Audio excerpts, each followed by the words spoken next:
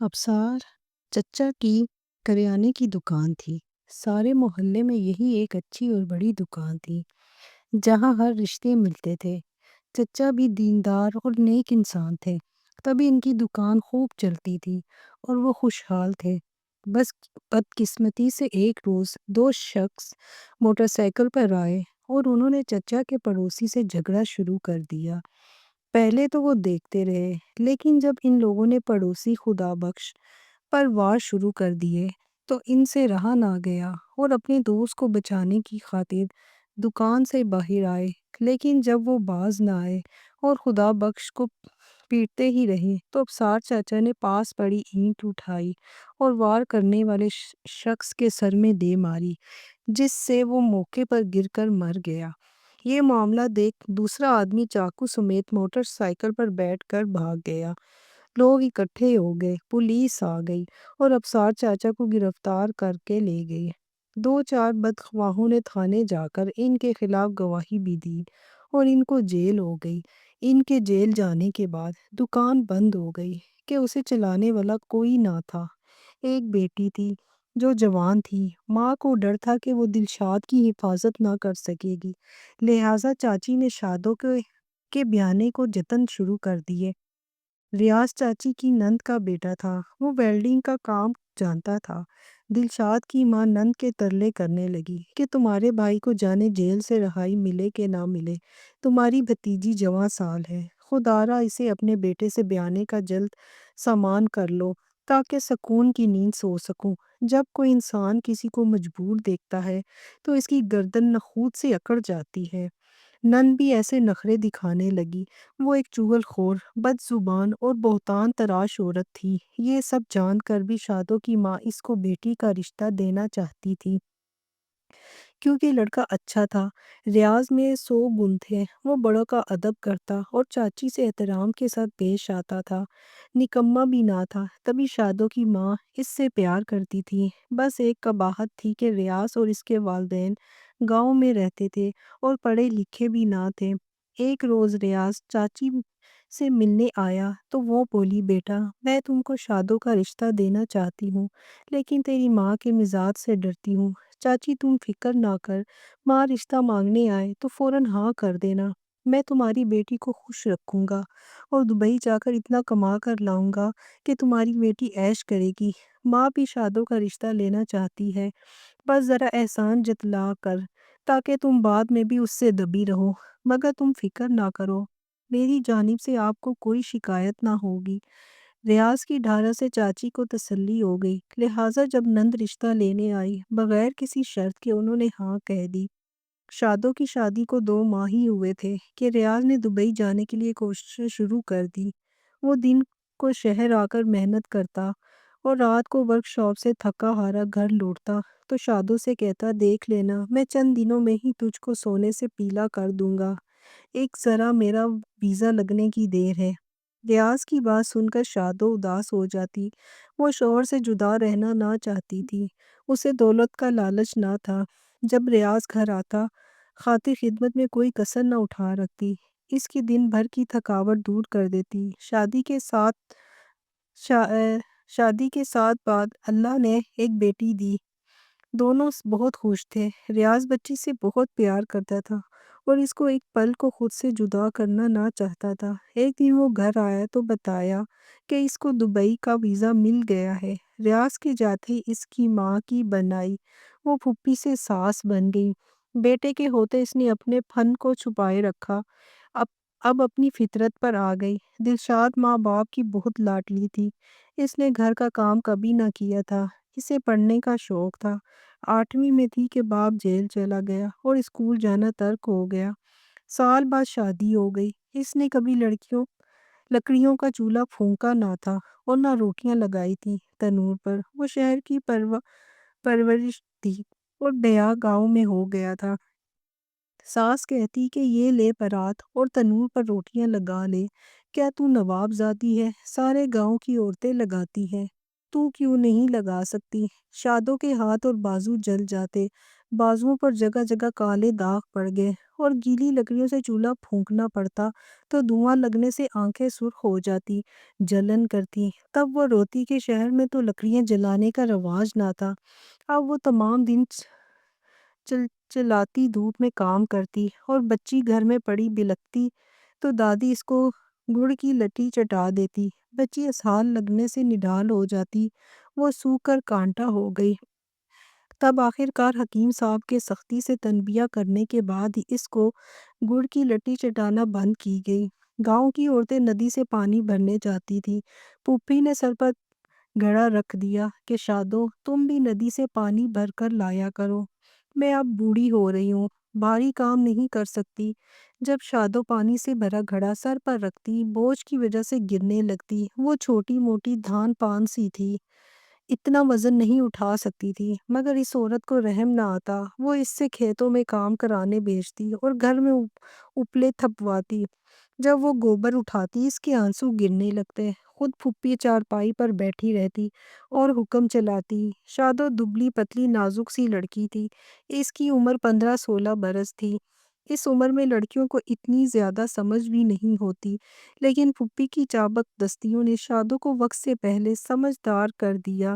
اس کے پاس سوائے ساس سسر کی ہر بات ماننے کے چارہ بھی کوئی نہ تھا۔ ساس نے ایک گائے پال رکھی تھی۔ صبح تڑکے رضیہ بہو کو کھیتوں سے گائے کا چارہ لانے بھیج دیتی۔ وہ درانتی سے چارہ کاٹتی تو انگلیوں پر زخم لگ جاتے۔ تب شادو دوپٹے سے زخم پونچھتی اور روتی۔ شادو کو خود سے باتیں کرنے کی عادت پڑ گئی تھی۔ وہ جب کھیتوں میں کام کر رہی ہوتی تو اپنے آپ سے ہم کلام ہو کر رہتی۔ ریاض جب تم آؤ گے اور مجھے اس حال میں دیکھو گے تو تم کو پتہ چلے گا کہ میں تمہارے ماں باپ کے پاس کتنے عیش سے رہتی ہوں۔ وہ تو اسی آس پر وقت گزار رہی تھی کہ ریاض آئے گا تو سب دکھوں کا ازالہ ہو جائے گا۔ ہوا یوں کہ ایک دن جب کہ وہ ندی پر پانی بھرنے گئی، وہاں اس نے ایک شخص کو دیکھا۔ وہ مسافر تھا اور رستہ بھول کر شاید ادھر آ گیا تھا۔ بہت تھکا ماندہ لگ رہا تھا اور بیمار لگ رہا تھا، پریشان اتنا تھا کہ جیسے کوئی پھانسی پانے والا جیل کی کوٹھی سے بھاگ نکلتا ہے اور اسے تعاقب میں آنے والے ایک جہان سے خطرہ ہوتا ہے۔ وہ زندگی سے مایوس نظر آ رہا تھا۔ کیا خبر کوئی قیدی مدت بعد رہائی پا کر لوٹا ہو۔ شادو کو یہ خیال آتے ہی اپنے باپ کی یاد ستانے لگی۔ شادو پاس سے گزری تو اٹھ کھڑا ہوا اور کہنے لگا، بہن جی مجھے اس میں تھوڑا سا پانی ڈال دو، میں بہت پیاسا ہوں۔ اس نے تبھی اپنے گھڑے سے ایک گلاس نکال کر آگے کر دیا۔ اس کی ملتجی آواز میں کچھ ایسی بے بسی تھی کہ وہ انکار نہ کر سکی۔ پانی پی کر اس نے دوبارہ پانی مانگا اور گھٹا گھٹ پی گیا۔ وہ چلنے لگی۔ تب اس آدمی نے کہا، بہن جی کیا تمہارے پاس کھانے کو کچھ ہے؟ کہنے لگی، بھائی میرے پاس کھانے کو کچھ نہیں، میں تم کو اپنے گھر لے جا کر کھانا نہیں کھلا سکتی۔ ہاں میرے پاس کچھ دیسی مٹھائی ہے جو میں نے اپنی بچی کو کھلانے کے لیے دوپٹے کے پلو سے باندھ لی تھی، ٹھہرو یہ لے لو۔ اس نے دوپٹے کا پلو سر کے اوپر سے کھینچا اور اس کو ایک ہاتھ سے کھولنا چاہا، کیونکہ دوسرے ہاتھ سے گھڑا تھامے تھی، سو ایک ہاتھ سے گرا نہ کھلی۔ مسافر نے کہا، بہن اگر اعتراض نہ ہو تو میں پلو سے خود مٹھائی کھولوں۔ یہ کہہ کر اس نے شادو کے دوپٹے کے پلو سے سوہن حلوے کے ٹکڑے لے لیے اور دعا دی، بہن تم سدا سکھی رہو۔ وہ ہلکے پھلکے قدموں سے گھر کو لوٹ رہی تھی کہ رستے میں سسر سے سامنا ہو گیا، جو خشمگین نگاہوں سے اسے گھور رہا تھا، گویا اس نے بہو کو اس اجنبی سے بات کرتے دیکھ لیا تھا۔ شادو کا اندازہ درست تھا۔ تو کس سے بات کر رہی تھی؟ سسر نے سوال کیا۔ کون تھا وہ؟ لہجے میں ایسی درشتی تھی کہ سر پر گھڑا نہ سنبھال سکی اور وہ گر کر ٹوٹ گیا۔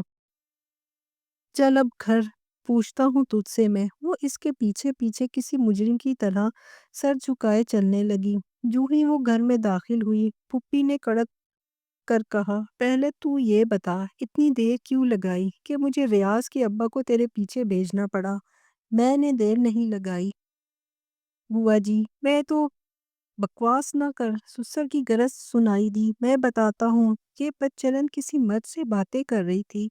مرد سے؟ ہائے ہائے، ساس نے ناک پر انگلی رکھ کر کہا، کون تھا وہ جس کے برتن میں تو نے گھڑے سے پانی ڈالا اور اس کو پانی پلایا؟ کیا لگتا تھا وہ تیرا کچھ نہیں بابا، وہ کوئی پردیسی تھا، تھکا ماندہ اور پیاسا تھا، اور میں نے نیکی کا کام کیا۔ بابا میں نے کوئی برائی نہیں کی، کسی کو پانی پلانا تو ثواب کا کام ہے۔ ارے کسی کو اور کو بیوقوف بنانا لڑکی، یہ سب ہم کو فریب دینے کی باتیں ہیں۔ ہم آج ہی ریاض کو فون کرتے ہیں، وہ آ کر اس اپنی آوارہ بیوی کو قابو کرے، ورنہ یہ ہماری عزت کا جنازہ نکال کر رہے گی۔ یہ تو گاؤں میں ہمیں منہ دکھانے لائق نہ چھوڑے گی۔ شادو رونے لگی تو اس کی بوا خود کو دوہتر سے پیٹنے لگی۔ شادو کے رونے کی آواز سن کر دیوار شریک اس کی پھپھا کی خالہ زاد بوا کرن آ گئی۔ پوچھا کیا ہوا ہے؟ کیوں بہو رو رہی ہے؟ بتاتی ہوں تم کو میں آج قصہ۔ انہوں نے پھر واقعے کو بڑھا چڑھا کر بوا کرن کو سنایا تاکہ وہ اوروں کو نمک مرچ لگا کر جا سنائے اور شادو خوب گاؤں میں بدنام ہو جائے۔ انہوں نے اسی پر ہی بس نہیں کیا، بیٹے کو بھی فون کر کے ایسی اس کی بیوی کی کردار کشی کر کے سنائی کہ وہ بوکھلا کر رہ گیا۔ کہا کہ ترنت پہنچو ورنہ ہم تمہاری بیوی کے بھاگ جانے کے ذمہ دار نہیں ہیں۔ وہ بیچارہ کسی طور اپنے مالک سے چھٹی لے کر آ گیا۔ ابھی گھر کی دہلیز پر تھا کہ ماں نے سینا کو بھی شروع کر دی کہ ایسا واقعہ ہو گیا ہے، ہم تیری بیوی کے کارن کسی کو یہاں منہ دکھانے کے قابل نہیں رہے ہیں، جلد فیصلہ کرو، ہم سے تو یہ بے غیرتی برداشت نہیں ہوتی۔ ریاض گاؤں کا ضرور تھا مگر شہر کی ہوا بھی کھا رکھی تھی۔ وہ دبئی رہ آیا تھا، اتنا نادان نہ تھا۔ جو ڈرافٹ والد کے نام بیچتا تھا وہ بینک میں جمع کرتے جاتے تھے۔ منصوبہ تھا کہ 1 مربع زمین خریدوں گا۔ 1 پائی شوہر کی کمائی سے 5 سال میں اس بزرگ نے بہو کے ہاتھ پر نہ رکھی تھی، اور نہ جوڑے یا کپڑے کبھی بنا کر دیے تھے، جوتے تک وہی پھٹے پرانے تھے۔ جب اس نے والدین کی زبانی اجنبی مسافر کا قصہ سنا تو پہلا سوال یہی کیا کہ آپ لوگوں نے جب مجھ سے وعدہ کیا تھا کہ اس کو گھر سے باہر کھیتوں میں گھاس کاٹنے، پانی بھرنے یا دیگر کاموں کے لیے نہیں بھیجیں گے، تو کیوں میری کم عمر اور خوبصورت بیوی کو اکیلے گھر سے باہر بھیجتے تھے؟ رات کو شوہر اور بیوی میں باتیں ہوئیں۔